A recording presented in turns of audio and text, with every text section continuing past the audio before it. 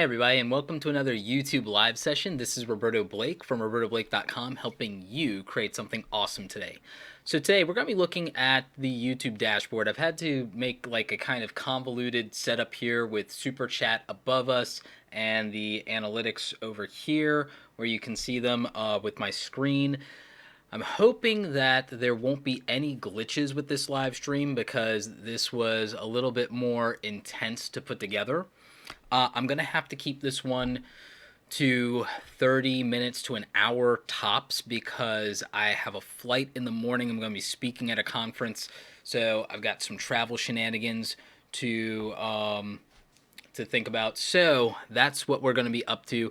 We're going to take a look at my YouTube analytics here, and I'm going to try to help you make sense of the analytics dashboard because a lot of you still have a ton of confusion around what this data means and how to interpret it. So basically, I'm just going to walk you through how I use the YouTube analytics when I'm looking at them and what it means to me and how I think about it and how I use that to understand what's going on with my YouTube channel. Maybe that would help some of you guys out.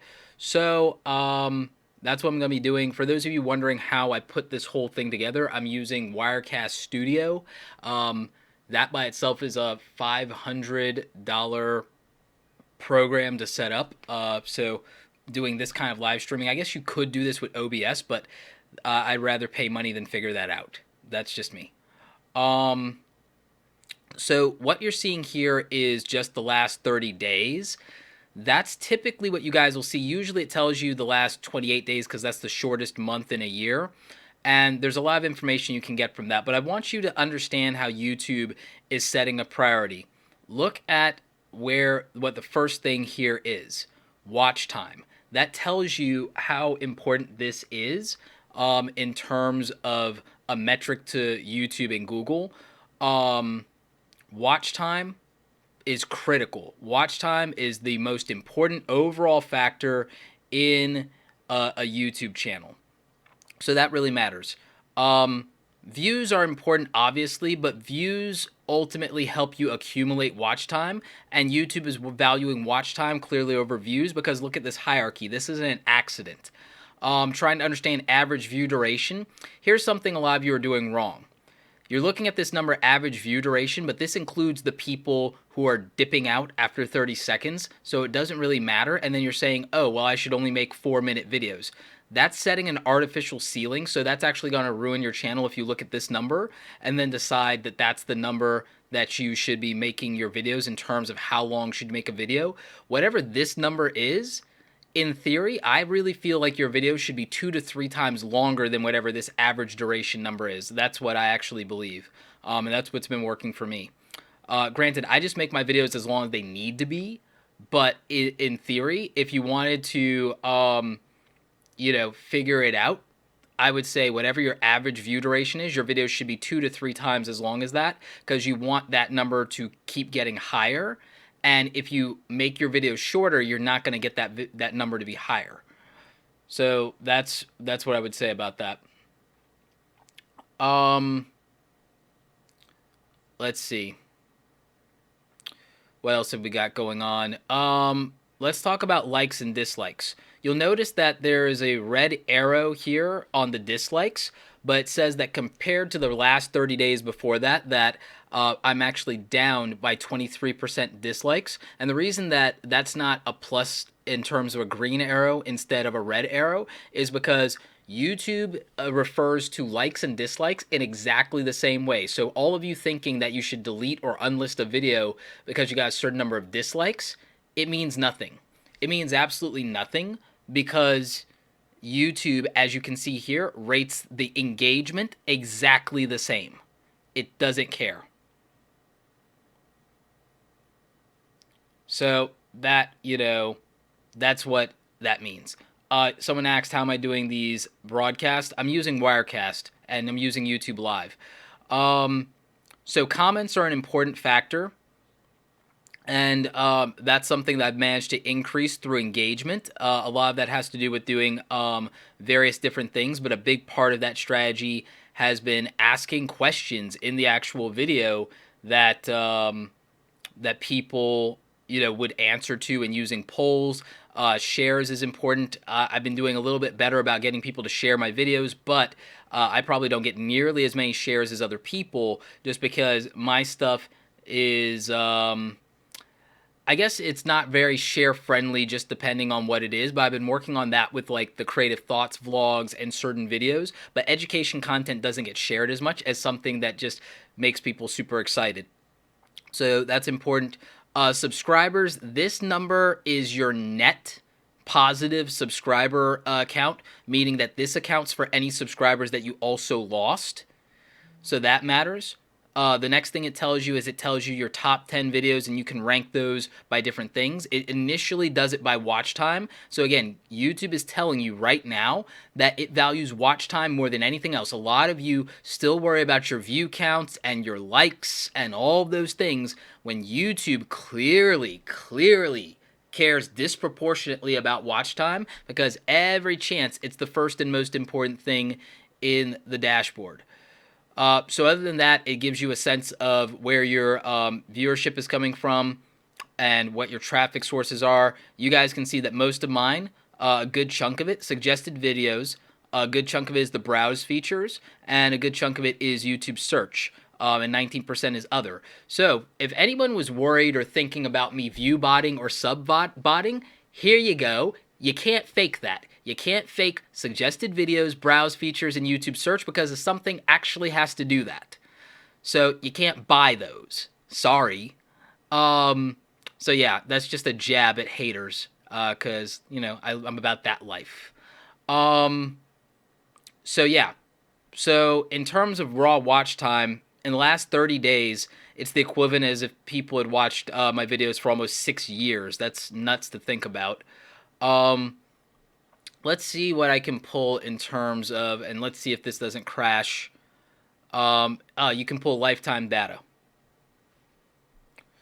This is something interesting, and I rarely do this, but it just gives you a sense of your channel. So the watch time that my channel has accumulated as far back as it's able to go, it's accumulated almost 100 years worth of watch time. So my content has been watched to the equivalent of roughly about 100 years. The cumulative average duration, and you see that includes all this 0-second stuff when I was never uploading back in the day or whatever. It counts that. So my average view duration is got to be taken with a grain of salt because you have all of this. This is why I tell you guys that average numbers don't matter. This is why averages don't matter, because look at all these zeros being counted in the equation. So, that's a real thing. Views, there's my almost 14 million lifetime views, and then all of this. But it also has an asterisk because there were periods of time where YouTube was not counting some of this stuff accurately. So there is something to that. And then it has what my most watch time based videos are, not necessarily which ones have the most views, although there is a correlation between that and watch time, and it tells me that. This tells me my geography, again, who in the United States, etc., etc. And throughout the lifetime of my channel, it's been a balance of suggested videos and search that's accumulated my views. So that's what the lifetime stats on my channel pretty much look like.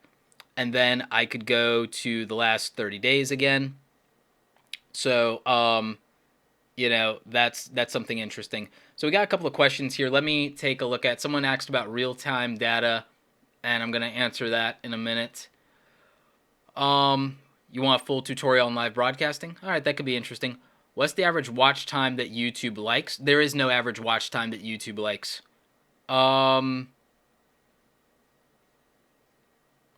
Let's see.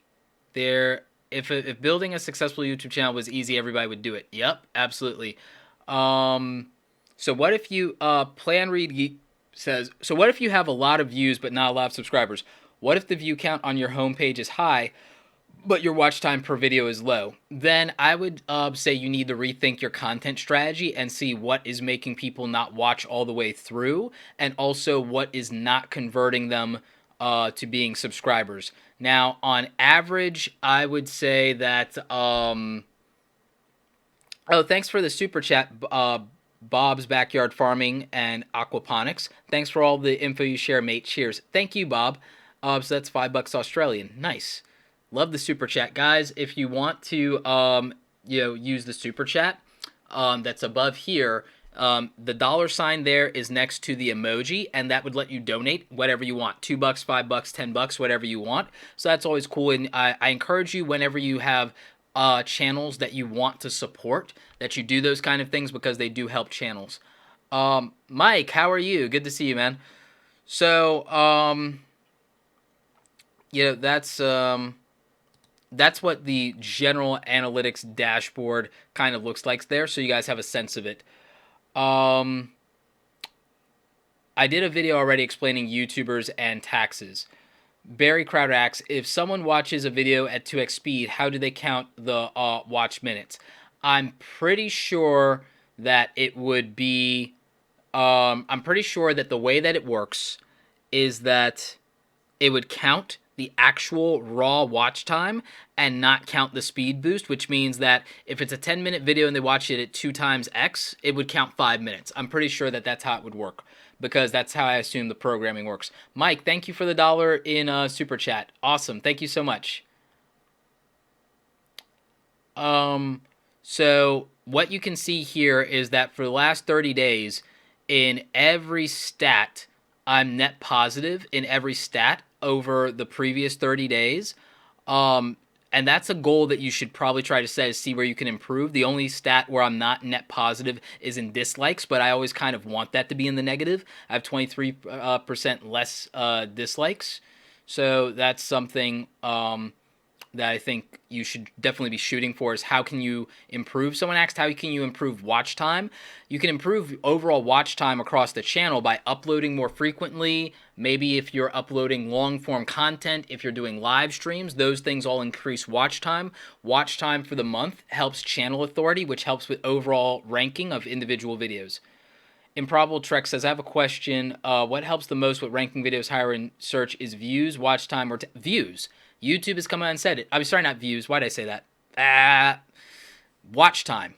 And it's the first thing that's in the dashboard. It's watch time. Watch time disproportionately in the first hour, in the first 24 hours, in the first 48 hours. YouTube has said it over and over and over and over. Watch time, watch time, watch time. If there is any doubt about what ranks videos in YouTube, watch time. It's right there in the dashboard. So yeah, there's that.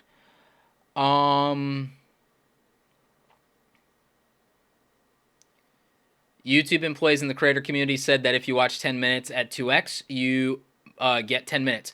I can't confirm or deny that, but I know as a programmer that I would be giving you the 5 minutes, because I wouldn't be counting that. So that matters. Funny Stuff X, does like-dislike ratio mean anything when ranking? No, like-dislike ratio doesn't mean squat. Doesn't mean squat.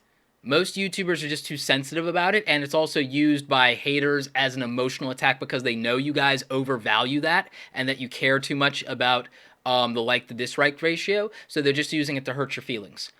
Bruce, thank you for the $5 in Super Chat, my friend. That is awesome of you. Thank you so much for that. So yeah, like-dislike just means that somebody disliked your video, somebody liked it. It means nothing else. Let's see. Francis Reyes says, what's up, bro? Love your channel. I'm learning a lot from your channel on how to get my YouTube going. Thank you so much. Yeah, absolutely. Shachi Sweetie asks, why does revenue say an amount one day and then changes to the next 2 to 3 days? Because it's estimated revenue and it's accounting for audits. Clover Tack just donated $5 in Super Chat. Great info for folks here. Thanks for channeling your awesome, Roberto. Appreciate you, bro. Thanks so much. Yeah, that's pretty cool. How does live stream affect CPM or monetization on views versus monetized upload video? It doesn't. It actually doesn't affect it in any meaningful way. Health is wealth acts. What's your income per month? None of your bloody business unless you're the IRS. Real talk. And by the way, whatever my AdSense revenue is, that's not my full income. And It's nobody's business. Instead of worrying how much I make, how about you worry about how much you're making? How about you try to increase that number? Or maybe, I don't know, if somebody really matters and they should be disclosing how they made their money or where they made their money or how much of it they made or how much of it was taxed, maybe you should be more concerned with that instead of me. I don't know. That's just a thought. So those things matter.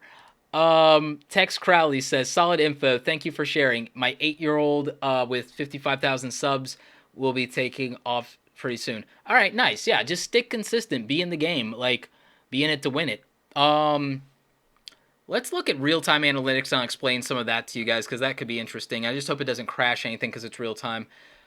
How do you increase views? Watch the numbers of the tons and tons of videos I've done about how to get more views. Alex says, my most viewed video is 50% liked. YouTube is loving it and promoting it. Nice. Alpha J says shorter, more frequent videos or longer, less frequent videos. Whatever your audience is responding to and whatever you enjoy making the most and whatever makes sense for the goals of your channel. Oception says, how important are demographics? Demographics can be very important when you're making decisions about your content. Primary example would be, I know in my demographics that I do have somewhat of an international audience. So what I look at with regard to that, if we're talking about geography, and let's see, viewer, geography. So when I look at geography and I see that a lot of my audience is from English-speaking countries, but there is still a large audience outside of America, that's what's led to me closed captioning a lot of my videos and also getting translations and submissions on that from the community, from you guys. A lot of you guys are multilingual and have been amazing in contributing to the channel, and that really helps a lot of the international viewership. And you can see that it is quite a few people in terms of watch time that contribute to this channel. While the majority of it is English-speaking countries, there are people that are abroad watching this channel, and you can see it here in the watch time. So I do the closed captions to also help increase that watch time and to allow them to actively view and participate in the channel. Andy P says, why do people ask for likes then if it's not important? It's not the most important thing. It is weighted in the algorithm, but it's not one of the most important things. People ask for it because they're used to it and because there was a time in the algorithm where it was highly favorable pre-2013, but it's not nearly as favorable as watch time now, and it's just old habits, and they're used to watching big YouTubers do it. Though you'll find the majority of people in YouTube that are under 100,000 subscribers just try to mimic what they see people with 1 million and 10 million subscribers do with no rhyme or reason or strategy or tactics or data behind any of it at all. They're just saying, oh, well, so-and-so did that and they have 10 million. But they're not in growth mode anymore and they have leverage you don't have. That'd be like saying, well, I'm going to do and skip to the workout of an Olympic level athlete instead of maybe trying to see if I can even try the workout of a high school champion or a college champion. Oh, I'm going to skip to an Olympic level athlete's training regime. Yeah, and then you're going to break your neck. So, I mean, that's just stupid, to be frank about it. But you'll see that that's what a lot of people do, and it also doesn't work. And in some cases it does, but those are kind of anomalies. So, that's a thing. Superhuman U says, learned a lot from you, Roberto. I was featured in How to Make 100,000 from YouTube with you recently. Hope to meet you at VidCon or somewhere in the near future. Yeah, I'll be at VidCon this summer. Improbable Trek says, the creating YouTube videos over 10 minutes increase ad revenue. It can. It does give you more opportunities to do ad placement within the video, but that doesn't necessarily guarantee that you will make more revenue. So that's the thing. Yeah, I'm a little feisty tonight. What keyword tool do I use? I use TubeBuddy, which you guys can get from tubebuddy.com/awesome, and that is my affiliate link. So that's something you guys can use. TubeBuddy is the tool that I use to get a lot of stuff done here. You can see it has some cool features. It's actually pretty rad, and it actually helped me increase the overall growth of the channel. It helped me actually. There was a point where I thought I was leveling off in growth, and where I thought my maximum monthly net subscriber base was going to stay at 5,000 new subscribers a month. This was back in like 2015, but using TubeBuddy helped me stabilize 10,000 plus new subscribers a month as a net growth rate. So in a way, you could say that it helped me figure out how to double my subscribers. Chauncey Scott, thank you for the $5 in super chat, my friend. Pretty rad. I don't suggest shorter or longer videos. I suggest both. Shorter videos will get people in the door, and maybe they'll watch enough stuff binge watching to subscribe. That'll help you watch stack watch time. Playlist will help you do that. But then longer videos will get you more credibility and more cumulative watch time and more ads possibly. So it's both. You just have to figure out your goals and for your channel. So looking at demographics, like I said, you can figure out whether it's worth investing in captions, subtitles, or translations for your videos. I also use this to help reach out to people that want to add transcripts and translations. So that's pretty important. Let's go look at real-time analytics, though. So earlier today, I had put out a video. I put out a video, what was it? Technically this morning, but last night, super late at night, and then another one today in the afternoon. And this gives you some real-time analytics, and it even shows you in the last 60 minutes how this performs. So this shows you, and you should understand from this, that in the algorithm, the performance every hour of a video, its current performance, especially when it's in your recent cycle of videos, actually is really important to YouTube and in how it promotes it. So you have, these videos right now amongst my videos, you have these videos competing with each other in terms of like, well, which ones are getting the most highest views right now in the last 60 minutes. And that's very important to YouTube overall. Now, I just clicked it so it tells me what's getting the most in the last 60 minutes. And right now, it's this live stream is getting the most in the last views in the last 60 minutes. So that's part of it going, promoting this. And also whatever its first hour performance is, that's going to augment that. And then it tells you that currently my most overall viewed video also in this last is getting some estimated views in the last 60 minutes and also watch time, etc., etc. So that's important to note. And then you can see how that matters. So the real-time hour-to-hour views on a video, the hour-to-hour watch time on a video matters to YouTube, and clearly the first 48 hours of a video, that life cycle matters, and we're seeing that in the real-time analytics data right here. So if you ever question that, now you know that the first 60 minutes that a video is out, the first 60 minutes of video is out, crucial to its performance overall. The first 48 hours, crucial to its performance overall. But every hour, it's also still being evaluated to see, is this performing well right now? Does this have traction right now? That matters. And that's probably, to be honest, a little bit of the secret sauce of how you end up in the trending page. You'll notice that the real-time analytics, by the way, if we go to the real-time analytics, you'll notice that the real-time analytics isn't even measuring likes. And you'll notice back in the overview, how long, look at all the data we get to before we get to likes. So if you think likes are so super important, I would rethink that a little bit. So let's go to your watch time reports. This tells us cumulative overall watch time for the last 30 days, views for the last 30 days, watch time in YouTube Red, views in YouTube Red. So proportionately, you can see that not a huge chunk of my audience is with YouTube Red. Vamos falar del Calvos, thank you so much. Do you think subtitles in English would help non-English speaker channel grow up on the YouTube, or the YouTube translates it automatically? If your channel is non-English speaking, I don't necessarily believe that captioning it in English is the answer, just because Americans in particular don't tend to read subtitles unless it's Japanese anime. There go, I would actually think that it's more worthwhile for your money to invest in getting closed captions in your native spoken language. So that's what my answer to that would be. Great question, though. It's like makes a lot of sense to ask that question. So not a lot of YouTube Red viewers for me. But what this does is it also tells you your videos that have the most overall watch time, and then based on this, you could start making decisions based on what's getting the most watch time about what else you could make that would help you stack your channel's overall watch time, which helps every video perform a little bit better because you have watch time and channel authority.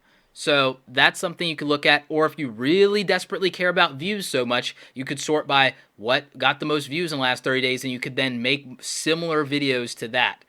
So, that's what that would look like. I'm going to take a peek here at audience retention. I'm going to try to help explain that to you. I'm going to answer a few questions over here in the super chat. How do you use the TubeBuddy Explorer tool effectively? Webhead reference my step-by-step tutorial video. That's how you use it effectively. Always love your advice, Roberto. Straightforward. Leisha, still don't understand how to donate. Okay, those of you who don't understand how to donate. Right above me right now, you're seeing something called Super Chat. For those of you who are chatting, you'll notice that in your chat window, you see where you type in the text, there's an emoji over there, and there's a $sign. You click the $sign, and that lets you donate whatever you want to me during this live stream in real time, and your comment will pop up here on the screen. So that's how that works. Let's see. What else have we got here? That one Scarecrow asks, what could the possible down and upsides be of mixing two videos on the same channel? You'll end up with what I have, where I have a large subscriber base, but not everyone watches all of my videos because not all of my videos apply to them. In fact, I make videos that are meant to solve one specific problem for one specific person, but it may not be relevant to the majority of the subscriber base, and thus that's why my view to sub ratio isn't great. However, you've seen in my channel's performance analytics that view to sub ratio isn't everything. It's not even close. It's like, it just makes you look good as a YouTuber to other YouTubers to have a really solid view to subscriber ratio. It could influence some sponsors, but at the end of the day, it's not nearly as important as YouTubers make it out to be, in the same way that like the dislike ratio, these are just some childish things about the YouTube culture that in their origin they might have mattered, but under the hood, and why I'm showing you guys under the hood, it doesn't matter.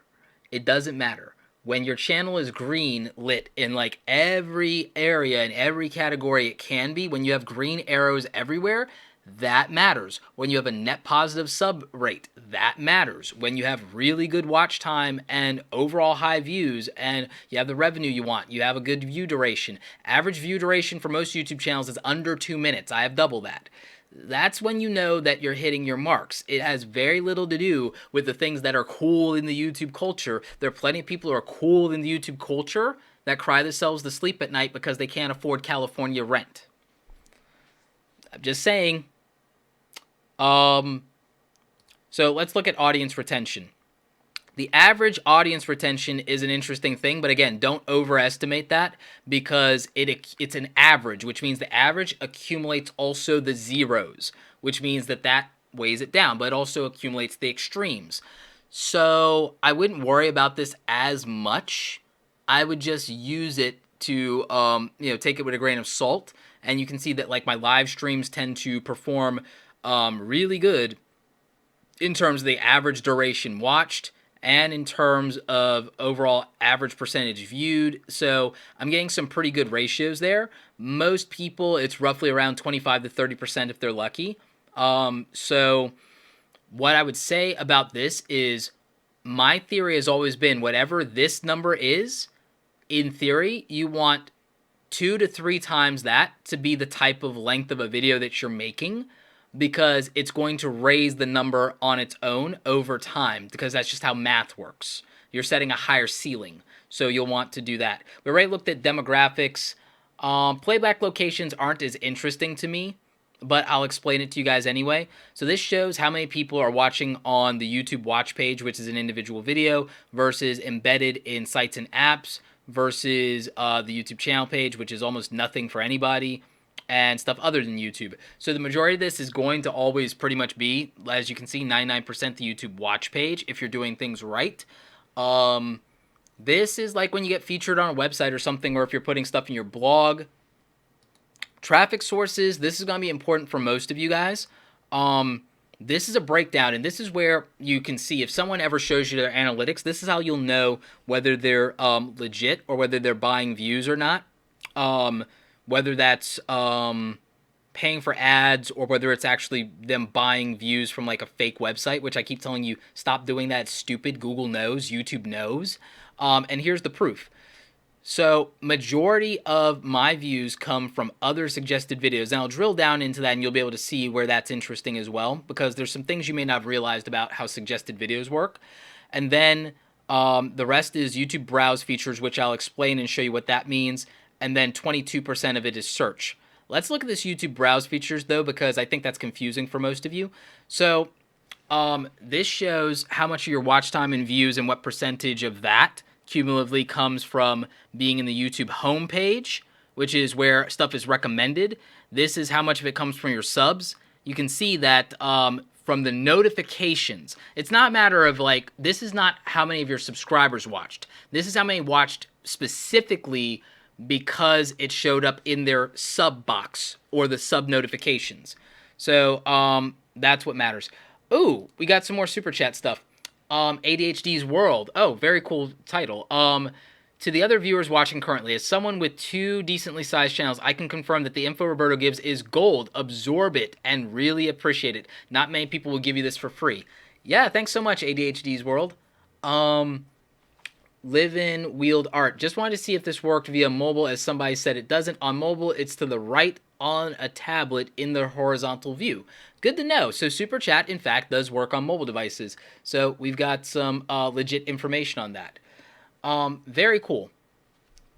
So this shows you the breakdown of what the YouTube browse features are, because I know that's a mystery to some people. I will make a dedicated video about what the YouTube browse features are and how that works. But this shows you the YouTube homepage / home screen for signed in and signed out viewers. So you can see that of the videos and views from the browse features, which is a certain, like, I think this said it was like 25%. What did it say? It said that the browse features represent 24% of my overall watch time and 17% of my views. Okay, so 17% of my views. Of that 17%, like almost 70 of that is the YouTube channel homepage, and then like 24% of that is the subscription notifications. A small percentage of people want to watch later, and then after that, it all just trickles down. So that's what those browse features are. So that's where you can see where 17% of my views, 24% of my watch time comes from. But 32% is suggested videos. And in this case, this is the thing that you guys are going to find very funny. A lot of these suggested videos, this one isn't. This one's mine. All right, so watch this. This is my video. This is not my video. This is my video. This is not my video. This is my video. This is not my video. Not my video. This is my video. That's my video. That's my video. Not my video. That's my video. Not mine. Not mine. That one's mine. That one's mine. You'll notice a pattern here. The overwhelming majority of the videos recommending my videos are also my videos, which is why when I do the thing that you guys don't like, and I explain that with YouTube, on some level, quantity does matter over quality, but quality is important too. But if you're going to work harder on one versus the other, maybe it's quantity. This is the reason. This is exactly the reason. Because 32% of my views come from my other videos.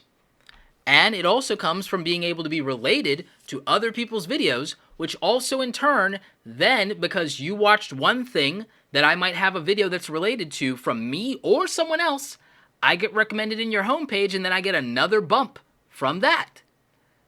So that's where the quantity game works, people, and that's why I keep saying it. And I know that artists and creators want to romanticize quality over quantity, but when it comes to an algorithm programmed by nerds in California, I beg to differ.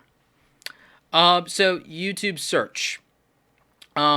This is interesting. This shows you the most searched terms associated with my content. Weirdly, some of that's my name. But we're going to sort this less by watch time because that makes sense that would be my name. Let's sort it by views. Let's just see what's getting searched for that's generating views. And passive income's at the top. How to promote a YouTube channel's at the top. Web design, logo design. See, a lot of you probably thought that it's just the how to grow a YouTuber stuff that generates the majority of the views and subscribership to my channel. It's really not. It's a variety of things. You'll notice that, yeah, a lot of this stuff is YouTube related, but then you got a lot of product reviews, a lot of graphic design stuff, a lot of Adobe stuff, a lot of how to start your own business stuff. It's diverse. It's really diverse what people are searching for that gets them to my channel.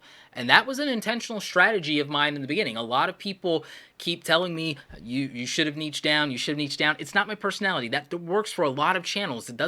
It's not the strategy I wanted because it's not my personality. So, I mean, that's really a thing. Let's see. Kayla Avery. Huh. You just got yourself blocked. Congratulations, Kayla. Yay! Yep. So, that's how we deal with that. Bikash asks, what's YouTube Red Views? YouTube Red Views have to do with the YouTube subscription service that, eliminates ads and gives you access to YouTube Music and some other cool features. And what that is it's $10 a month, but all of us creators split a pool of revenue that's based on watch time, not views, from the YouTube Red stuff. So you watch with YouTube Red, you don't see my ads, but I still get some money. But you'll notice that the majority of my viewers are not YouTube Red subscribers. So that's a thing.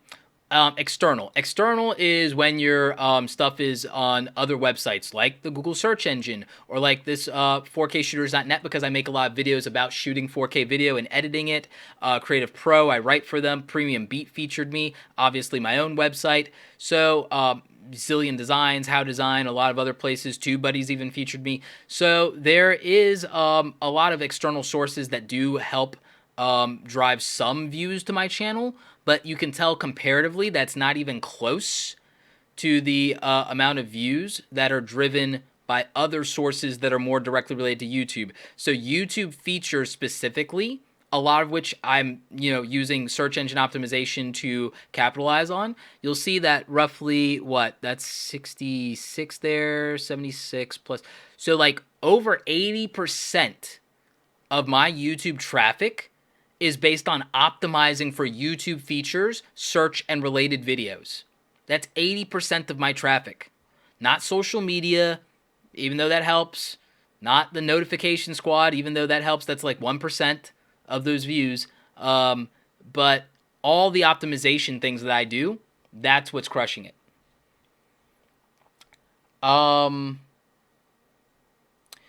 Vidix99. So with regard to the AdSense revenue, the thing you're not allowed to show is this stuff related to the revenue panel. It's related to the revenue panel, and it's related to CPM and RPM. If you read the terms of service, the reason people say you're not allowed to disclose it is because some people don't know what to show and what not to show, and if they make a mistake, that's really bad for them. So it's just easier to say, I'm not allowed to show it at all, because then you don't have to worry about whether you can or can't show it. Not to mention, most people can't read the legalese of the terms of service. Most of you don't have a law degree. So to be honest, if you don't know how to read the terms of service, you're better off not playing around with it. I mean, and that's just the way it is. Also, here's the other frank truth. What you make on YouTube is nobody's bloody business. If people are worried about what's in your bank account, here's the reality. I don't worry about nobody else's bank account. You know why? Because mine's just fine. If your bank account is just fine, you ain't got no business worrying about anybody else's. I'm gonna be really harsh about that. Everyone who wants to know what somebody makes on YouTube, 1, it's none of your business. 2, go look it up in Social Blade. You'll see their AdSense revenue, which still doesn't tell you sponsorships, affiliate deals, sales, anything else. And it's none of your bloody business. It's none of your bloody business. Go ask your parents if it's rude to ask someone how much money they make. They'll tell you. Ask your grandparents. They'll tell you. So that's another thing about the YouTube culture that I don't like, is some of that immaturity and that rudeness and just the lack of, like, I hate to say it in this way and everything like that, but I just wonder if people were raised right sometimes. That's just truth. And it's like a lot of YouTubey people won't like that, and they think, oh no, we're your audience, we're entitled to know everything. No, you're not. You know, some people are nice enough to share information or be very transparent, but they're not obligated to do that. You know, you like their content, watch them. But they don't owe you an explanation.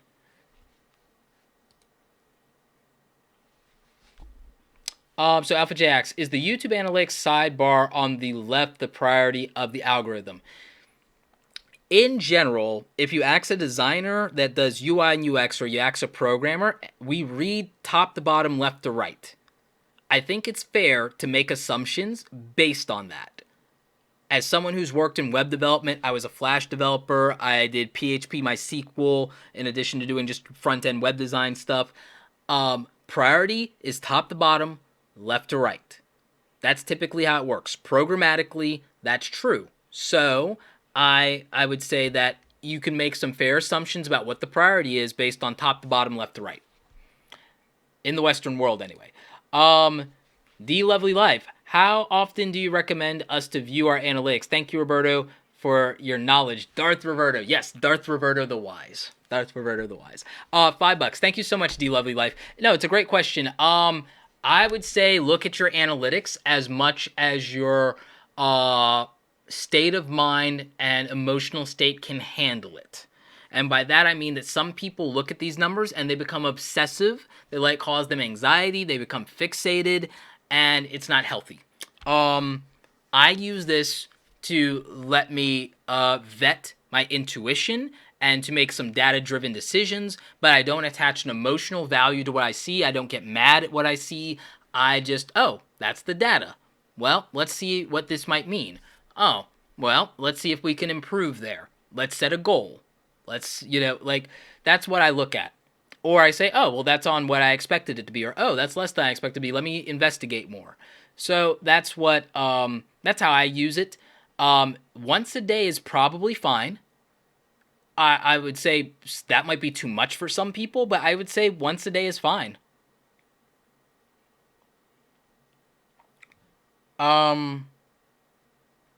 Jenna No Manga says Social Blade is not accurate. I've known it to be pretty accurate.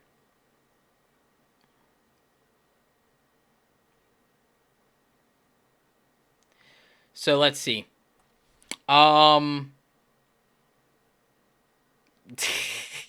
There's someone made a funny joke there. Sorry. Karen Baby says, you have a lack of respect for us not showing us your revenue. Tell you what, Karen, like, how much do you make? Karen, how much do you make? Like, copy and paste a link to, your monthly earnings, and then cool. Seriously. I have a lack of respect for you guys. Oh, great. I have a lack of respect for you guys. That's why, knowing that I have to wake up in the morning and take a flight, that I'm walking through analytics and trying to teach you guys something. Fantastic. Yeah. So that, like, cool, Karen. It's like, oh, I'm not like being transparent with you. It's like, okay, Karen, like, post your earnings. Also, love to know, like, like I'm being joking, I'm being facetious here, but it's like, yeah, post your earnings, post your address and everything like that. You love transparency, right? I'm joking because I'm saying, like, I'm making the joke that it's like the entitlement. This is the other problem with the YouTube culture, is there's this entitlement. There's an entitlement. This is meant to be like me teaching you guys analytics, and it's going into a little bit of a YouTube culture rant.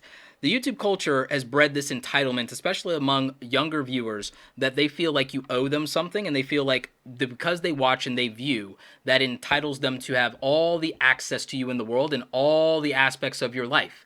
And that's not true. That's just never been true.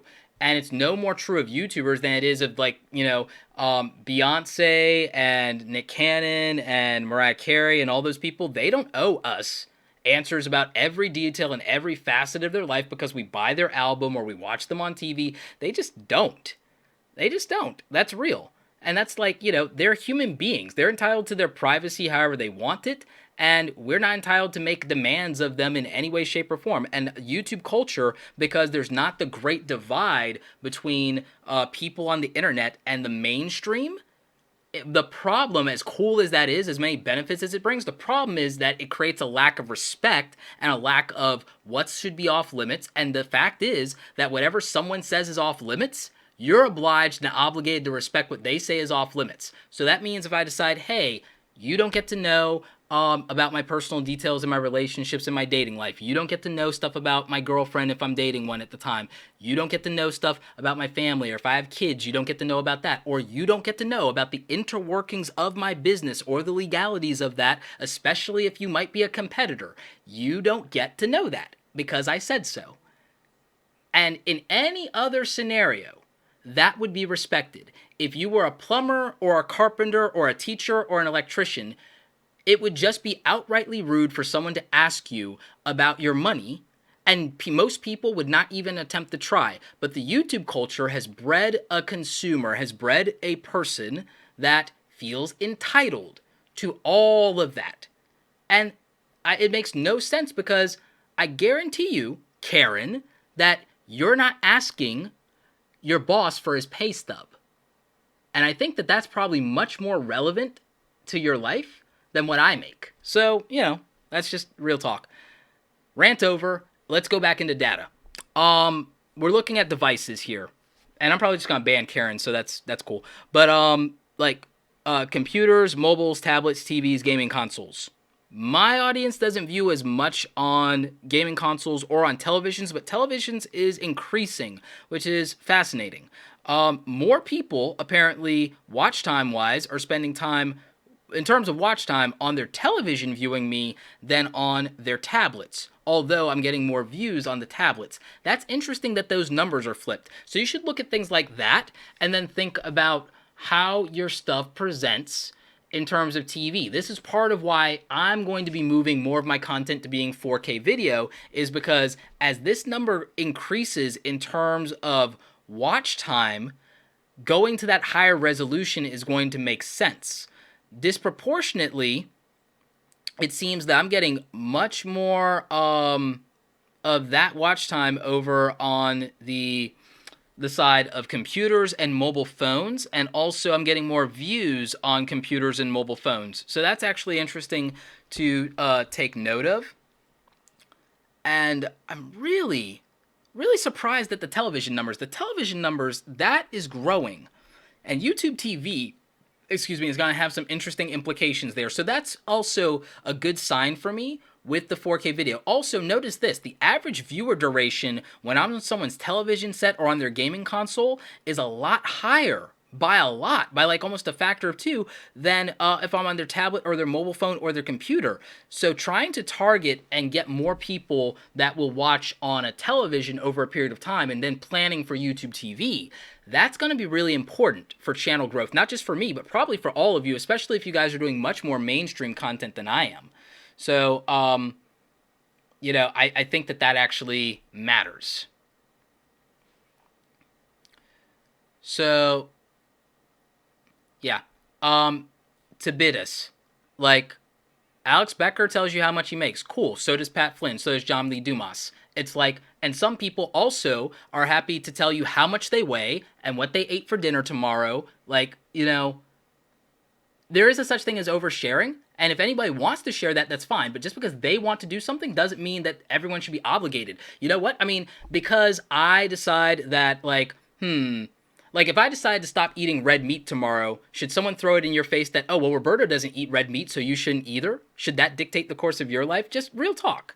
And I'm going to start ignoring comments like that or just blocking people like that because I'm like, there's just no logic. There's just no logic. Shockmouth says, I love it when Roberto gets $5.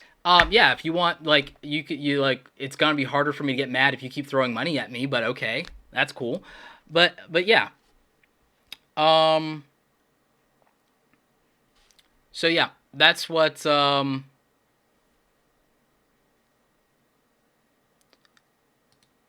so there's some people that I'm just gonna block.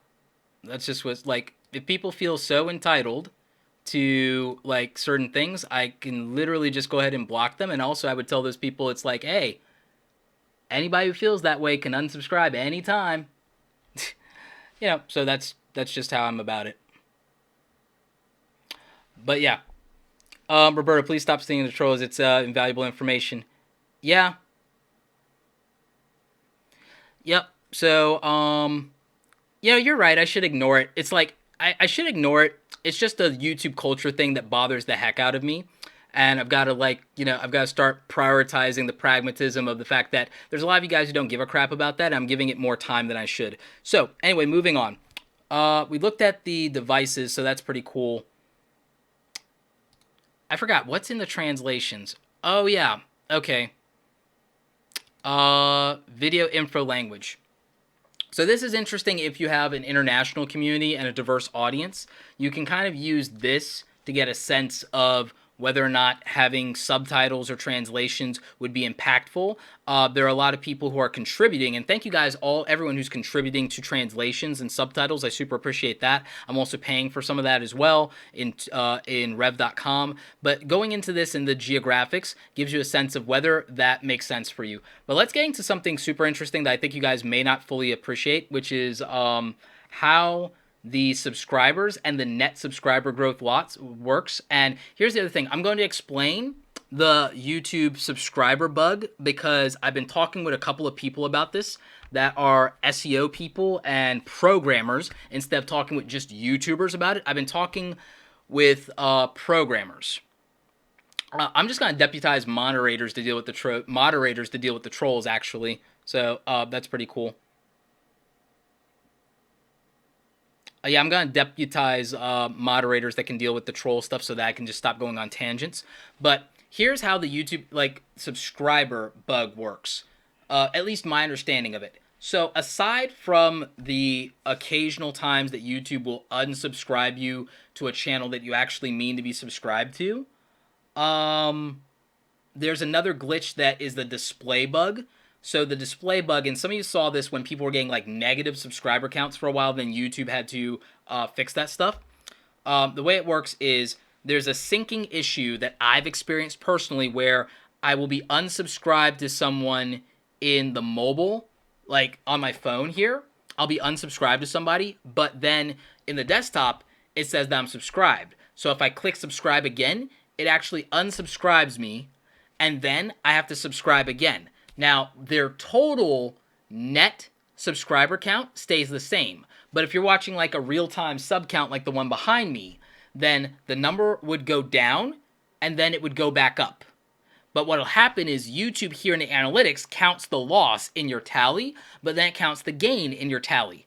But your net is the same. So if you did real math, it'd be okay, so this is the real math of it. I've got 3 batteries here, right? I've got 3 total batteries, but I take away 1 battery. I have 2 batteries, but I didn't want to take away a battery. I wanted to have 3 batteries. I add it back. So I have 3 batteries total, but over here in the tally, I lost a battery, I gained a battery, and I gained a battery again to make up for the loss. So when it has this number over here for subscribers gained, it's counting gross subscribers gained, and then it's counting gross subscribers lost, but then the only number that matters is this net number of overall net subscribers, which means that if you unsubscribed to the channel right now, it would tell me that I lost 1 more subscriber. But if you resubscribe, I would gain 1 more subscriber in the subscriber gain column here, but my overall number of subscribers would be exactly the same.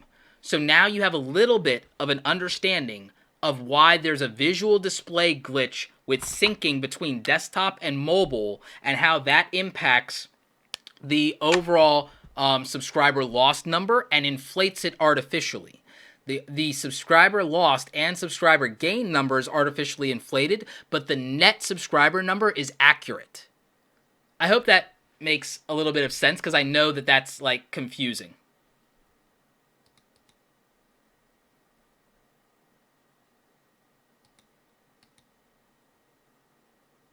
So, does that make sense? I'm looking for some feedback from you guys to see, does that make sense to you in terms of explaining the net?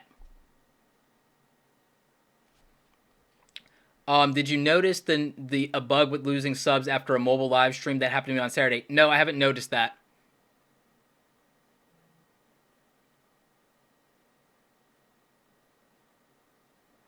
Okay, so you guys are understanding the net subscriber loss thing that I talked about. Is like, okay, here's where you're net positive on the gain. You're net positive on the gain, but it has to tally and count where you had a loss, even if it's not a net loss, and it counts a gain, a gross gain. So you have this gross subscribers lost, gross subscribers gained, but then you have your net total subscribers. So the math balances out. Yeah. Channel, when it says channel page, here's another thing I need to explain. It says users can subscribe or unsubscribe without a reference for a specific video. So that means that it's YouTube's way of saying we just don't know, which means that they could have subscribed after being referred. They could have subscribed based on a playlist. They could have subscribed any number of ways, and YouTube missed what video triggered it. So that's how they're explaining how that works. So when they attribute it to a video, it's only to say that they know for a fact, for absolute certainty, that that particular video did it. Serge just donated $5 in super chat. Awesome. Roberto, how often should we post to take advantage of the YT boost? Now it's 3 times a week, and some believe to post every other day or every day. It depends on your channel, but it depends more on the way that users behave. Every day is the safety, but that's not sustainable for most people, and it's not always the best thing for every type of content either. But the way that the algorithm works is based on user behavior, but there are some issues with that. You'd have to know your audience. I mean, that's the best way. I might have to dedicate a video to that, but the best way I can explain it is it will work for audiences that themselves will show up every day. There are demographics of audiences that would show up every day, and there are audiences that don't show up every day or don't have that habit or don't watch like that. So, but the safety is either 3 times a week, 5 times a week, or every day. Every other day could work if you're doing it on a schedule that makes sense. Review Stop says, love your videos, man. Bam, $2. Thank you so much, Review Stop. We got $5 Canadian from Watch Me Animate. Thank you. This is an amazing video. Did you ever use Facebook ads, and what was your biggest challenge when you faced with channel growth? Because I wasn't documenting myself from 0 to the first few thousand, I have no idea what my challenges were with channel growth because I wasn't focused on channel growth. I was doing a channel based on growing my personal brand and based on becoming a subject matter expert for speaking, consulting, and for my client services businesses with creative services. I wasn't the typical YouTuber, so I wasn't looking at subscriber growth, so I don't have an answer to that. When I thought that I plateaued in net subscriber growth per month, I went back and I optimized my titles, descriptions, tags, and my thumbnails, and I used TubeBuddy, and I doubled this from what used to be a plateau of 5,000 a month. Like, I'll show you something with Lifetime so you can get a sense of it. So, let's see. I think, don't tell me this is frozen. Okay, there we go. All right, so, and show growth. All right, so waiting for this thing to catch up with me. And again, some of this because of YouTube saying that it didn't track numbers accurately will be a thing. But it's tracking overall growth when it says this. When it's giving these wild percentages, it's tracking growth. So, I mean, if I tick that off, what it shows you will be a different thing. But you can see where things happened for me over time, and that it was cumulative, and that there have been spikes. And these are dailies. You know, this is daily. Let's go monthly, because that'll give you a better sense of things. So this is going back when I launched my channel, like I told you guys, July 2013. I tell you guys all the time, hey, I might have had an account since 2009, but I didn't do anything with it. So like I didn't have subscribers in like 2009.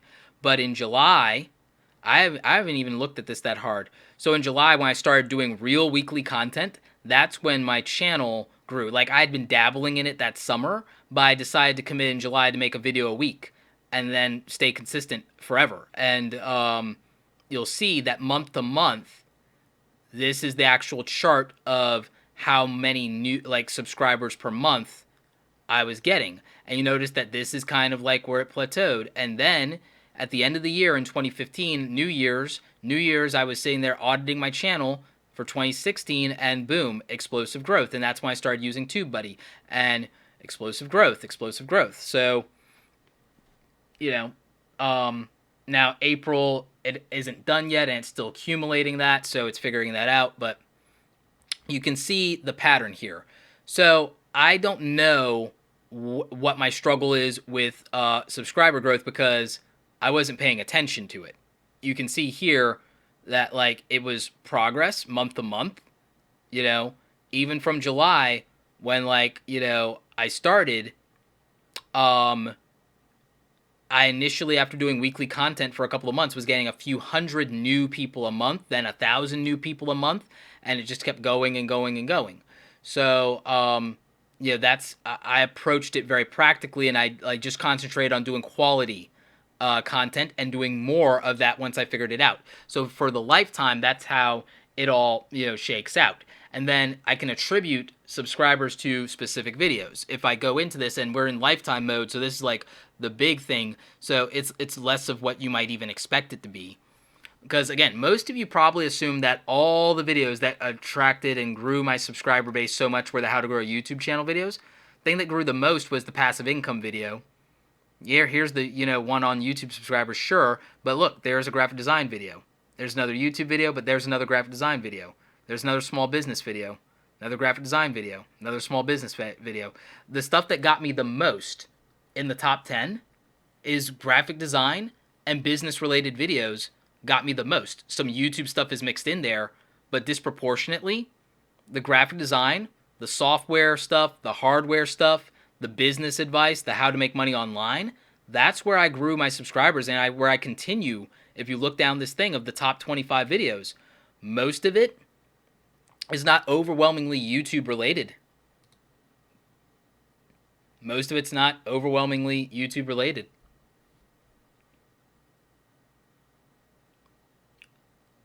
Did I ever use Facebook ads?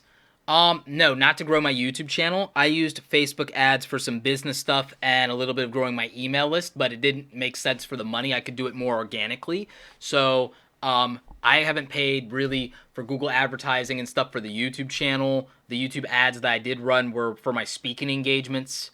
For my speaker reel, I ran ads against my speaker reel to attract the attention of event marketers to hire me. So I've always run ads for business related things, but never for the YouTube stuff.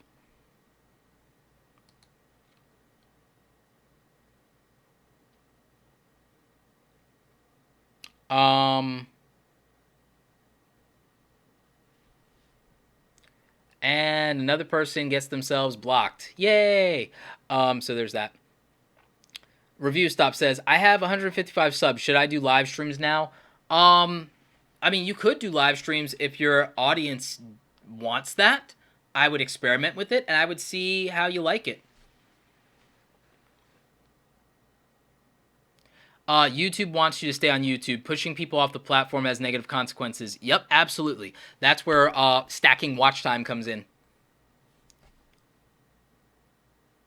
Do some creators get more dollars per ad watched, or is it equal across the board? It's based on an auction. You really should look into YouTube and Google AdWords and start to understand how that works. Anthony Miyazaki says, Roberto, we appreciate the respect you have for us, clearly demonstrated by sharing your time, knowledge, and your channel info. Many thanks. Thank you so much, Anthony. I've been seeing you in the comments. I super appreciate you, and thank you for the love, and thank you for the $5, man. Luxury Card Store, do you believe that giveaways boost watch time or subscribers? I've never personally believed that random giveaways do that, but I believe that when you do like a giveaway of a piece of merchandise that your audience wants or an artwork kind of thing, that you do that. That's where I think giveaways make the most sense. Yes, you will get people who subscribe and you will get people who watch and comment to get into the giveaway, but they're not doing that with the best of intentions and the right motives. And then sometimes it doesn't work for your community because your community's been loyal the whole time, but then some new person will show up and be the random winner. So like that's where I don't. It's hard for me to do giveaways. If a product sponsor wants to do a giveaway, I'm open to it and I encourage them to offer it, and that helps.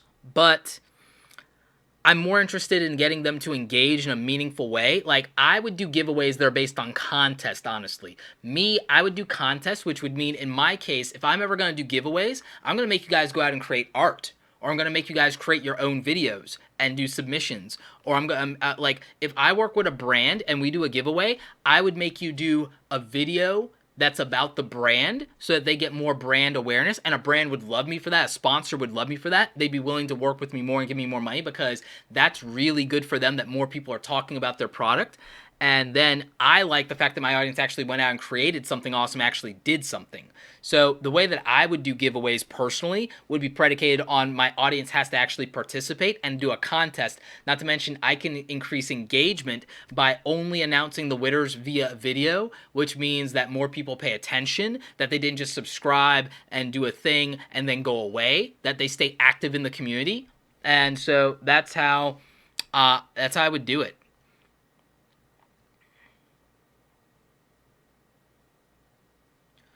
Elijah Wilson World says, is the YouTube ad ban thing affecting bigger channels? It's affecting channels big and small. There are big channels that have seen their revenue cut in half or down by 75%. There are small channels that have seen most of their revenue go away. Mine has been fine. But I also have a business model outside of YouTube. YouTube probably represents maybe 20% of whatever on a given month, depending. It could be 15%, 18%. If it's a fantastic month, it could be 25%, but it's usually not the thing that makes me the most money in a month. Ultimately, consulting makes me far more money than YouTube. If I get a big speaking engagement, it makes me far more money than YouTube. Affiliate marketing makes me far more money than YouTube. Again, which is why even if you see the AdSense numbers, which you saw if you were here early in the stream, it's irrelevant. I don't know why so many people care about it, but it doesn't matter because it's like it's a fraction of what I'm making. Who cares? More importantly, like, what can we do about you getting and making the money you want to make? Let's not like we want to waste time talking about how much money I make, or do we want to talk about how you can make more money? Because like there's a trick in here, by the way, that I could show you. But I have no idea when I got my first 1,000 subscribers. I would have to, because I wasn't paying attention, I was just making videos. I would have to look into the Wayback Machine, and that's where I would figure out when I got my first 1,000, because I wasn't worried about it.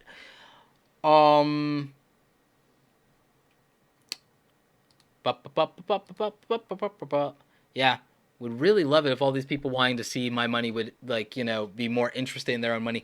Alex, $5, thank you. Thanks for helping us all grow our channels. Yeah, you're very welcome, Alex. So yeah, I actually talked about this. I talked about a video. One of my, I wish that one of my top 10 most, like, subscriber-based videos here was a video that I did about, I wish it was a video that I made like a year ago or 2 ago, where I explained 10 ways to make money on YouTube. 9 of them were not AdSense. I still feel like it's one of the most practical videos that every YouTuber should watch. But I like, how to get your first 1,000 subs, how to get to 100,000 subs, how to get to 10K subs. That's what people want. But I did a video that broke down 10 ways, and this is explaining actually a lot of the ways that I figured out how to make my money with the YouTube stuff specifically, not even the other business stuff, which I also covered that in. Well, that is my most watched video, 10 ways to make passive income online, which thank God that's my most watched video, because that's actually going to change people's lives and change their entire circumstances if they're able to execute on it, and explains the nitty-gritty of the things that I did that make me money and still make me money. I think that video is probably the most helpful video I've ever done, but it's just not sexy enough for some people to actually tell them this is how you make money, versus a lot of people, I want to know how to get views, I want to know how to get subscribers. I guess making money isn't sexy. Um, so let's see. You said another video to take advantage of AdWords with ads, but how do I know which specific advertisers are available for beauty channels? So hello, Chris. What I was telling you to do is that there's a couple of things. If you go into AdWords, you can search for the kind of things that are the titles of your videos, and then see what the competition is for ads on that and what pays the most, and then you can start to position your videos to pull in those kind of ads by using certain keywords and the suggestions that AdWords makes, because that's about ad buying. So if you start to understand ad buying, you can start to develop a content strategy that is likely to get a higher CPM rate in AdWords. And that means that your AdSense revenue will increase based on that strategy proportionately. Because for the passive income online video, which I'm sure no, I can't show you guys that. It won't let me. But the way that I think it won't let me.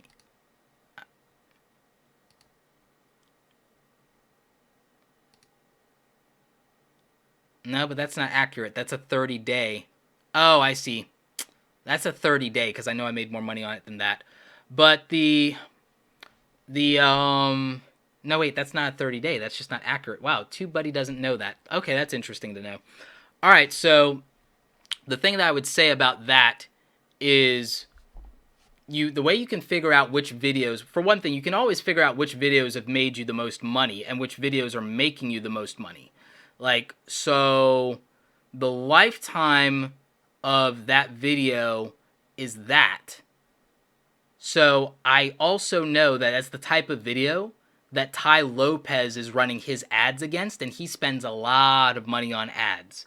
So I know that if I make more videos like that more Ty Lopez ads will run, more of those like marketers that are selling a book or something will run, and those things pay out the most ad money. So it's not hard to figure out, but you could go into Google AdWords as an ad buyer, like you're their competition, and you could start to type in things into the search, and you could start to figure out how much it would charge you for an ad, and then if you see what the most is being charged for certain types of ads in your niche, then you could make videos that would target that kind of ad.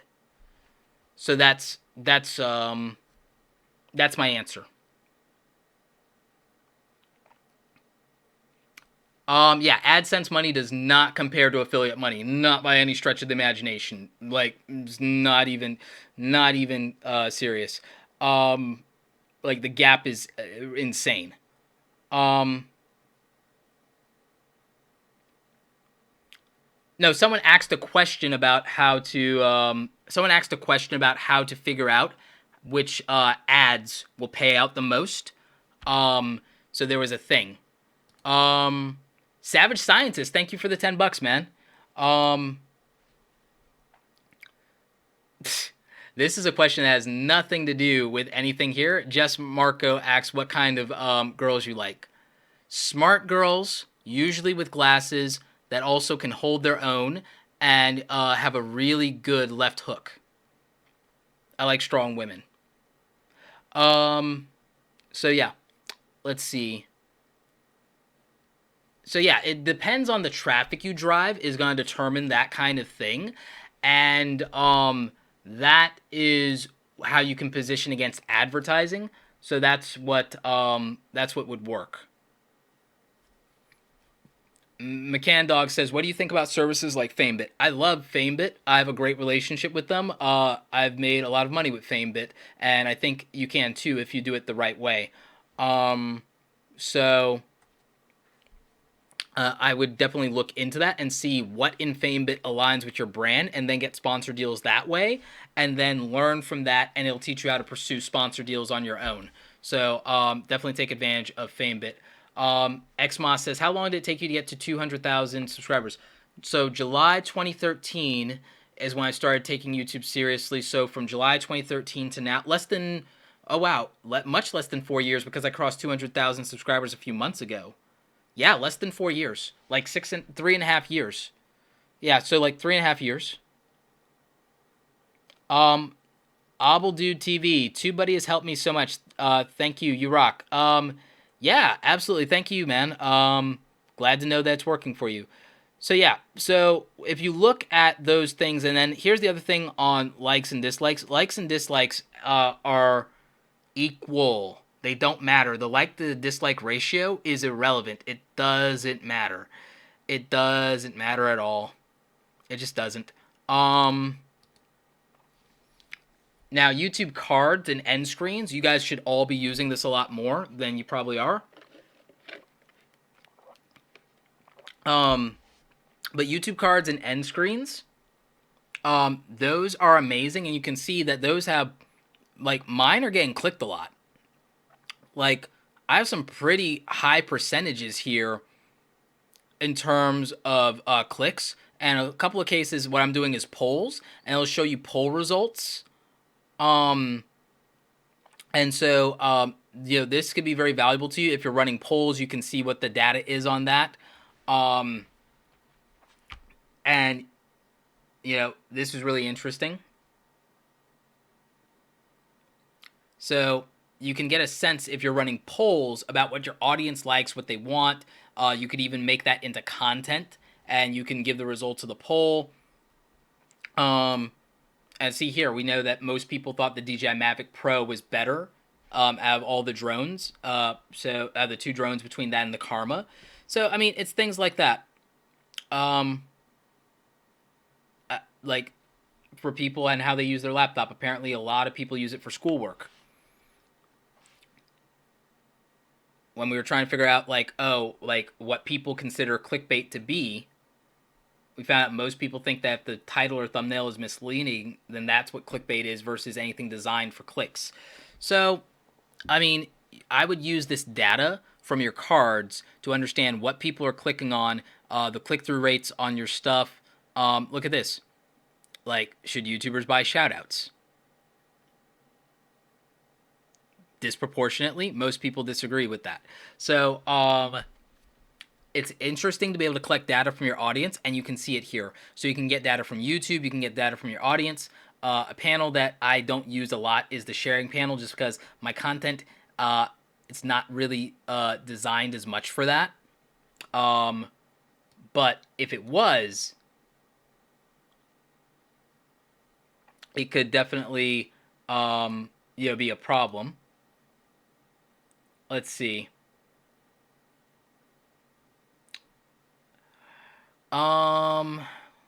Sharing services. All right. Is it gonna freeze on me?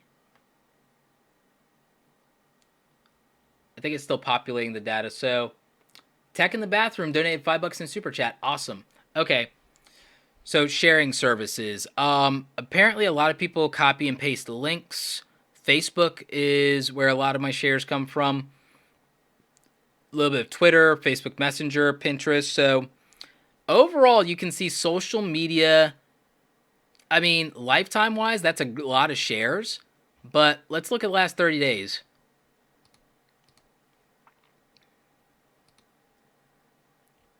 Last 30 days is 2,000 shares. That's still a lot, I think. I appreciate it. Thank you guys for that. But it doesn't necessarily translate into a lot of traffic. YouTube is ending annotations. Let's look at end screens and see what it's telling us about end screens. End screens are probably getting clicked on more than you guys thought it was. I mean, these are pretty decent numbers here in terms of end screen clicks. So I mean, and these are per individual videos. So the clicks, the end screen element clicks, getting 18 and 5 and 10% on individual videos. That's pretty good for the month. Yeah, that's pretty good. So overall, out of all element clicks, 1.7%. That's a decent click-through rate, believe it or not. That click-through rate is better than most people get on ads. So that's about what I would expect. And so I think that that's actually pretty cool. So we've gone through pretty much all of these panels. I can't show you the revenue and ad rates panels. Those are the things that under terms of service you can't show. So, but I've shown you guys the other stuff. I still feel like understanding your traffic sources and understanding what videos are suggesting your videos, understanding what's showing up in search for you, understanding how the browse features relate to your audience. I think that that's probably some of the most important stuff. Elise Lee says, "What percentage of your content is long tail, Roberto?" In my case, probably 95% of it, but that's not for everybody, and it's not for every niche. So that's what I would say.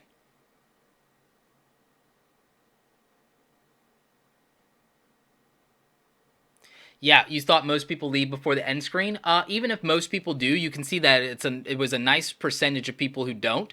Enough for you to get more views, more watch time. So by not using end screens, it's a missed opportunity. So I would use it as much as possible. Jay Hill Life says, "Can you outrank a bigger YouTuber on search if you're small?" Of course you can. You can always do that. It's like, and it's not even the most difficult thing in the world to do. I'll give you a primary example. If I go Microsoft Surface Studio review, there's gonna be plenty of YouTubers that I outrank on this result that are bigger than me. Okay, so here I am on the first page. I'm down a little bit. Used to be higher than that at one point, but okay, cool. So here's me with 200,000 subscribers. Here's Engadget with 300,000 subscribers. I'm ranking above them. Here's CNET with 1 million subscribers. I'm ranking above them. Here's Windows Central. Well, we have almost the same subscribers. Okay, cool. Danny Wingate, he's got more subscribers than me. This guy doesn't, but like, look, he's got 19,000 and he's ranking above CNET also with 1 million subscribers. So look, here's a 19,000 subscriber YouTuber. Here's CNET with 1 million. And he has more views than them. Here's me. Here's CNET. Here's Engadget. You know, a known publication. You know, Windows Central. So yeah. Mobile Tech Review, they've got more than me, but you know, we're ranked right up here the same. You know, these guys have 100,000 and they're ranked above Mobile Tech Review and me. So, of course you can rank above bigger YouTubers than you. Of course you can rank above bigger YouTubers. Luxury Cardstone. I currently use vidIQ Pro, a Chrome plugin. Do you know if TubeBuddy gives similar analytics? If so, would having both be overkill? I had both. I feel like having both would be overkill. I prefer TubeBuddy. Some people prefer vidIQ. I feel TubeBuddy has more features. And I feel also for the price, you're getting more for the buck. And it can be cheaper depending on what you do. By Aquata. Do you think doing reaction videos is the best option to gain traffic for a new YouTube channel? I think if you're doing a YouTube channel and your first thought is how to get the most traffic and what content you can make that'll get the most traffic instead of what content you care about making the most, I think that's the first mistake. That's my answer.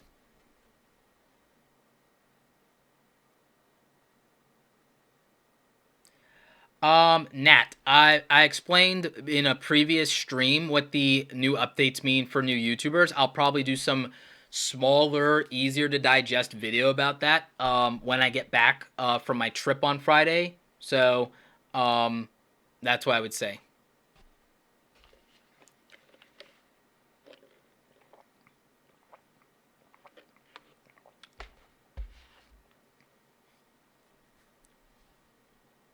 So yeah. So I mean, you guys should have a better sense of YouTube analytics and the YouTube dashboard now from this overview that we've done. I talked about the real-time analytics. I talked about how to measure this stuff, what makes sense, how to think about it, what the priorities should be, and how to read the data. So hopefully that helps you guys out and you have a better overall understanding of the platform now. All right. So, that's pretty much the training session part of this, I guess, of looking at the analytics dashboard. Those of you who stuck around, do you guys, think that you understand this better?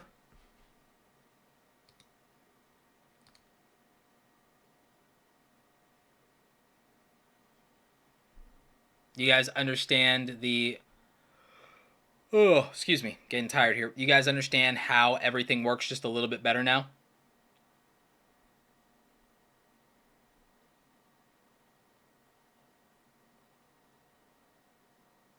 I don't necessarily believe that monetized content affects the algorithm overall.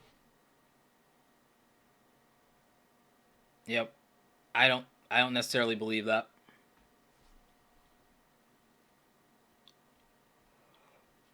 You understand it better? Awesome. Good to hear. Okay, yeah. You understand it a lot more? Awesome. Thank you.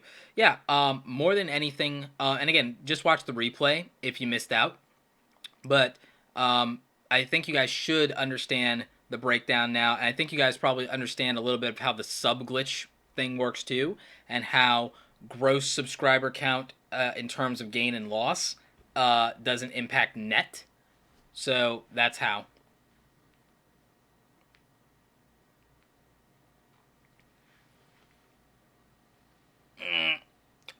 There will be a new video for 2017 on video editing laptops. I'm putting that together, as well as a general advice video because of new specs that are out, and because of the Pascal architecture.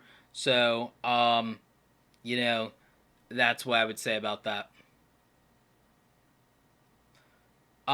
If you're live me coins, if you're looking for someone to blame for the YouTube ad boycott, you could probably blame Eric Feinberg. I'd look that up if I were you. So yeah.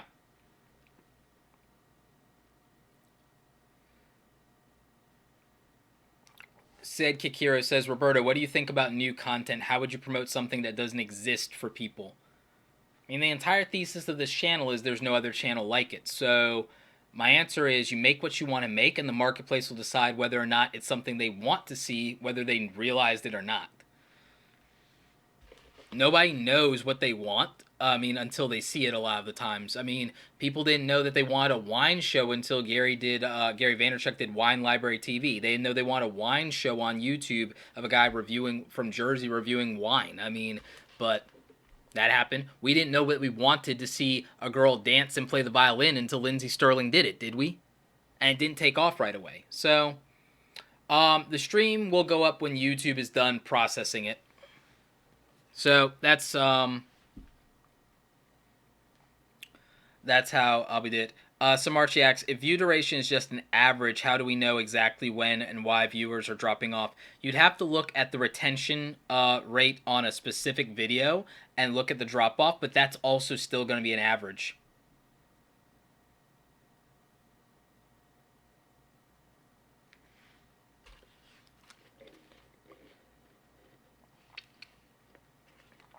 Jess, I think you're trolling, but like me and Tim Schmoyer are like homies, so I don't know why you would say ask if we're enemies. We're clearly friends. We've been on each other's channels before.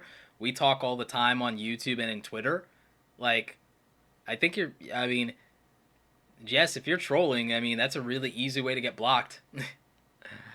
um, Gadget Gaming. What do you think about smaller YouTube channels using clickbait to get more views? Um, I think it's going to backfire in the long run, and I think that they're playing a short-term game, and I think everyone who plays the short-term game ultimately loses in the arena. That's what I believe more than anything. I believe that if you're doing short-term stuff, just like any other athlete out there, that's how you're going to get smoked in the arena. That's how you're going to end up, on the floor. So, yeah. Sidekick heroes. Remember, I'm not running for president. I'm running for emperor. That's why it's Darth Roberto. Um, you know. So if you're a fan of red lightsabers and blue force lightning, vote for me. If and then we will have peace. um, so yeah. Bu- bu- bu- bu- bu- bu- bu- What's your favorite video you ever did? It's a good question. I think my favorite video that I did recently was probably recently. I think my favorite video that I did recently was my collab with Sunny Lenarduzzi because she's a lot of fun and we've been like wanting to hang out in real life for like over a year now.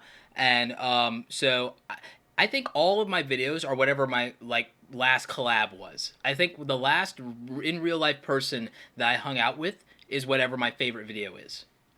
So that's what I think. Um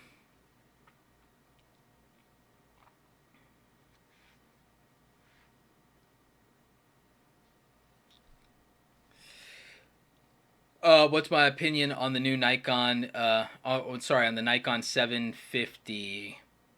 I think Nikon needs to take a hard look at what Sony and Panasonic are doing and be sweating bullets. And I say that as a former Nikon guy. So, yeah, that's what I think.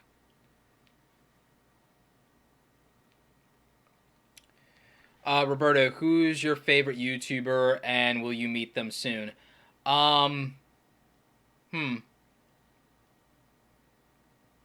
I think that maybe, if I'm really honest, that my favorite YouTubers are friends of mine that I've already met. I think that my favorite YouTubers are Steve Dotto, Amy Smithauer, Gary Vaynerchuk, Owen Hemsath, Carlos Gill. Um, I think that like these people that I already met and that I've known are my favorite YouTubers and I like their personality. I'm not dazzled by big YouTubers, guys. I'm sorry if that's not a normal thing. Like I don't swoon over like big YouTubers. Now, if Lily Singh wants to marry me, that's different. Or if she wants to get a coffee, that's different. But I don't swoon over big YouTubers. They're regular people. I've met some of them at VidCon, but also you have to keep in mind that I am a photographer who's attended things like Dragon Con and Comic Con, and like I've met like real life celebrities and have hung up with that, and I'm still not starstruck by that, with few exceptions. I'm a little starstruck by Stephen Amell, but I've hung out with Stephen Amell and Robbie Amell at Metro Cafe 2 years ago at Dragon Con, and was having like a boys' night out with some of my friends, and that was cool. I met Ralph Macchio from Karate Kid. I met the cast of The Hobbit. I met a lot of people from Battlestar Galactica. I met some of the people from Legend of the Seeker. Love that show. I met Katie Cassidy. I met Paul. I met who else did I meet? I haven't met Grant Gustin yet, but like those are the type of people that I've been like meeting because I've been in the anime and cosplay and sci-fi scene for years. So I've like met like people who have been on the big screen and on television before. So like that doesn't get to me. That doesn't like do something for me. YouTubers are cool people and we're in the same space and it's cool. I'm much more, if anything, I'd be enamored a little bit more by people in the business world. Like more like meeting Damon John would be a big deal for me. Meeting Lori Grenier would be a big deal for me. Meeting Kevin O'Leary would be a huge deal for me. I'm a big fan of Mr. Wonderful. So that probably would like trump over meeting like the biggest YouTuber or something like that. With that in mind, meeting them at VidCon is cool. So like my favorite YouTubers and have I met them? I like I've actually or when will I meet them? I've actually met a lot of my favorite YouTubers because a lot of my favorite YouTubers are people in the YouTube middle class like me that are somewhere between 50 and 500,000 subscribers. But I'm also going to be at ClamorCon in May, which means that I'll be meeting a lot of other people too.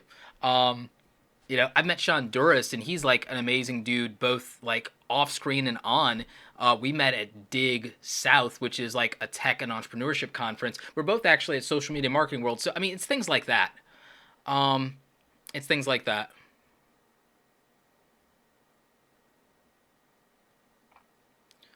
Call me Clutch Gaming. How do you keep your motivation up when you're not growing much? Work. Doing something is the ultimate motivation, not the other way around. Always October X. Do you do one-on-one flat rate consulting or variable rate consulting for business? One-on-one flat rate for individuals and also a long-term coaching agreement if they want it and if they're committed. Um, it'd be cool to Elon Musk. That'd be amazing. Uh, bu- bu- bu- bu- bu- bu- bu- bu- bu- Tushar Galati asked, what would be your advice for a web designer just trying to start? I've given this advice time and time again. I've done videos about this. My advice for any designer or creative person looking to start, do 100 executions. Do 100 executions. Have a ridiculous body of work that is amazing. Emulate and deconstruct the technique of the best people around that are making money. Build a strong network and work your face off. And don't be afraid and don't be a snob about doing stuff for free. If you haven't ever made money doing it, you should be willing to do it for free first. So, that's my answer. Ever coming to the San Francisco area to speak? Get me a speaking gig, I'll come out. You want to know the rates for consulting? Reach out for consulting and be dead serious. But I honestly, like in your case, Jess, I think that the answer is going to be probably no, because I don't say yes to everybody, because some people are just um, trying to pick my brain or inquire as things for their own reasons. They're not actually serious. And so that's why I vet people. I don't say yes to every client. I vet people. I actually turn down money, and I turn down people all the time, because time is more valuable than money, and I don't want to waste time on something that's not honest, or something that's not real, or somebody who's not legit, or somebody who's not dead set on doing the work. So, you know, that's what I deal with.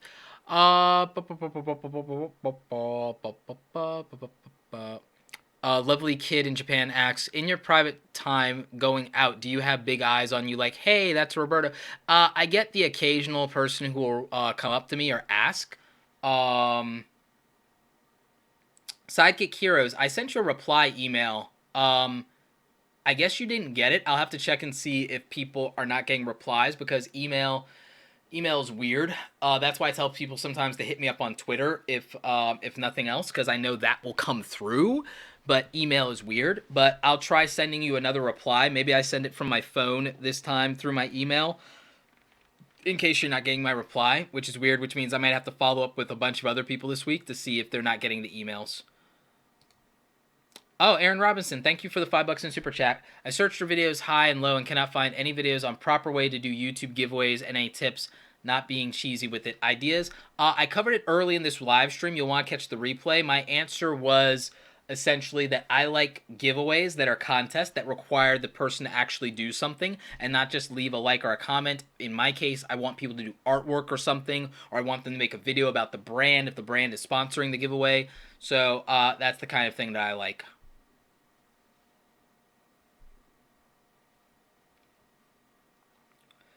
Callie T asks, when you do your one-on-one consultations for YouTube, do you require that the channels have a certain number of videos? I don't require it, but it's usually helpful and more practical because we have more data points. Not to mention, it genuinely usually shows that they're making more of a commitment. Um, Typically, the people that are willing to pay my rates are people that are very serious, which means they typically have been putting in the work and have more videos under their belt, and so they it's not an issue, um, because again, it's not a cheap service to pay for, and it's a very hard line commitment that they're making. So it just happens that most of them have a healthy amount of videos, and have been doing it for a while, and are they have a reason why they're taking this seriously. No one who has taken me on for consulting has said the words "YouTube is my dream," um, or that I want YouTube to be my job. That just gives you a sense of the difference of realistically paying to grow your channel through consulting and learning the nuances of it versus this is a passionate hobby or something like that. So there's a difference.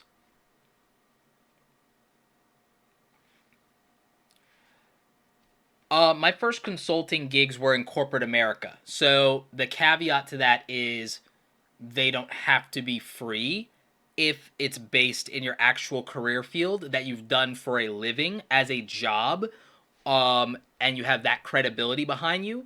My first consulting gigs and my first referrals were from years and years ago in corporate life. Not to mention I was used to doing that because we did that in the ad agency too. You essentially are doing pitches and you do consulting within the model of that. What I'm saying is if you've never made money doing something, you do it for free to prove it. That's what I'm getting at. My case, I made money at things, so I didn't have to. So, you know, that was my situation. That's just the path my career took. What do I think about Patreon? Works for some people based on personality. Works for others. Super Chat can be better. Super Chat can be upfront. Proud HD says, can you do live streams on Periscope? Haven't done it in a while. I did a Periscope live stream the other day. I did 2 of them this week. Or 3. I did 2 or 3 of those this week. Nope, never been hit with a copyright strike, but none of my content is copyrighted material, so that's why I haven't been hit with a copyright strike. All my stuff is original content, and it's obvious that all my stuff is original content, so can't do anything there.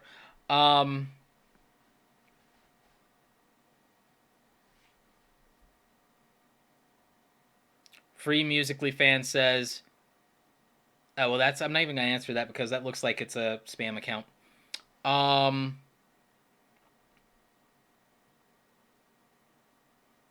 Joel, if you want to find out about channel reviews, reach out to me through my website. Roberto, what do you think about podcast on YouTube? People have done it. People have done it successfully. It's awesome for some people, and it works. Speak Pixels. Stock footage isn't copyright material. It's copyright-free material that you have a license for, and I use videoblocks.com. Like, see, that's like if I was going to plug them. But I am plugging the videoblocks.com audio blocks, so it doesn't matter because I have a license.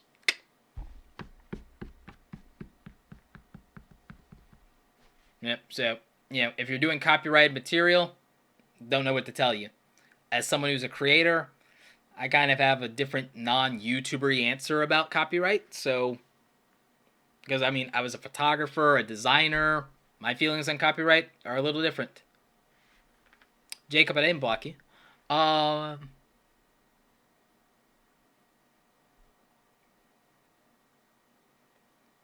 HD says, any tips for someone who's camera shy?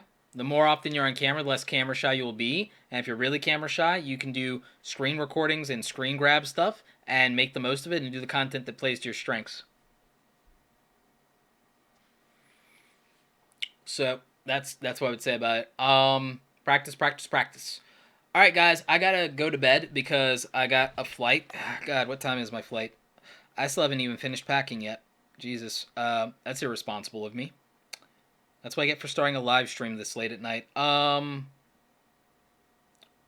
departs at 6 a.m. Alright, which means that I have to be there for 5, which means, crap. I'm gonna get no sleep. So, guys, that's it for the chat. That's it for showing you guys the analytics stuff. That's it for Q&A. I've got to run. I've got a flight in... I've got to leave for a flight in 5 hours, which means that I'm going to get all of 3 hours of sleep, and then I'll just sleep on the plane, I guess. And so, yeah. You guys are awesome. Thank you so much for tuning in. If you still got questions, hit me up in Twitter, @RobertoBlake. You guys know how that all works. Thank you so much for tuning in. Thank you, everybody who donated in Super Chat. You guys rock. And just go out there and create something awesome today. Take care.